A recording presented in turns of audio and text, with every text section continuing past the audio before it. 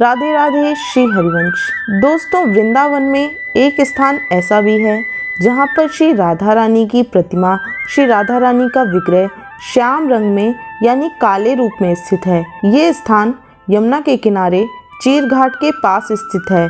इसे बड़ा रासमंडल, हित रासमंडल या फिर पुराने रासमंडल के नाम से भी जानते हैं। यहाँ पर श्री राधा रानी का जो मंदिर है उसे श्री रासेश्वरी जी महाराज के नाम से भी जाना जाता है। कहते हैं कि यहाँ श्री कृष्ण की भक्ति में लीन रहते हुए राधा रानी के शरीर का रंग पूरी तरह बदल गया था और वो काला हो गया था।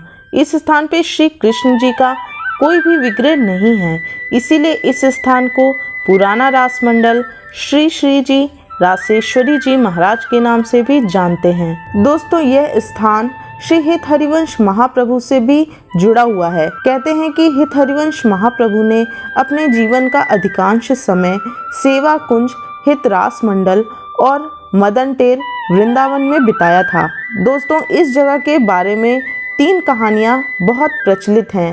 पहली, एक बार रास मंडल में श्री राधा कृष्ण रास नृत्य कर रहे थे और राधा रानी की पायल टूट गई।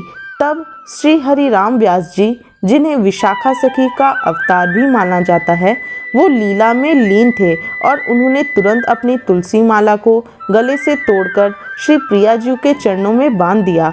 लेकिन उस समय कुछ वैष्णवों ने उनके इस व्यवहार के बारे में शिकायत की, क्योंकि उन्होंने राधा रानी की जो पायल टूट गई थी उसकी जगह अपनी तुलसी माला को पहना दिया। अब उनका यह व्यवहार कुछ लोगों को अच्छा नहीं लगा, लेकिन श्री हरिराम व्यास जी अपने निर्णय पर बहुत दृढ़ थे। उन्होंने कहा, अगर इस तुलसी की माला को श्री राधा रानी की सेवा में इस्तेमाल नहीं कर सकते तो फिर यह मेरे लिए किसी काम का नहीं है। और उनकी इस बात को सुनकर सारे लोग बहुत अचंभित रह गए थे। दूसरी कहानी आती है श्री सेवक जी महाराज की। श्री दामोदर दास जी महाराज, जिनको सेवक जी के नाम से भी जाना जाता है, कहते हैं श्री सेवक जी महाराज भी इसी जगह पर वृक्ष के नीचे बैठे हुए निकुंज लीला में पधार गए थे। कहते हैं वहाँ पर जो वृक्ष है वो उसी वृक्ष में लीन हो गए थे। तीसरी कथा आती है श्री ध्रुवदास जी के बारे में।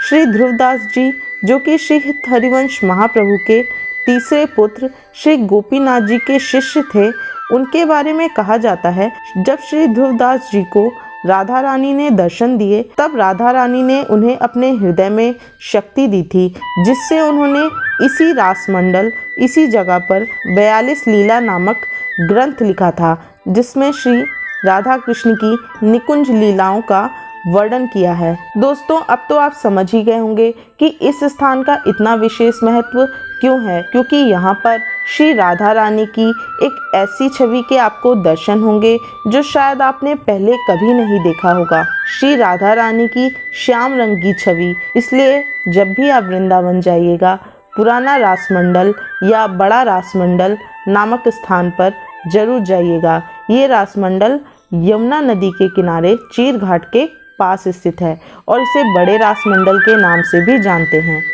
दोस्तों, अगर आपको ये जानकारी अच्छी लगी हो तो हमारे चैनल को लाइक, शेयर और सब्सक्राइब करना मत भूलिएगा।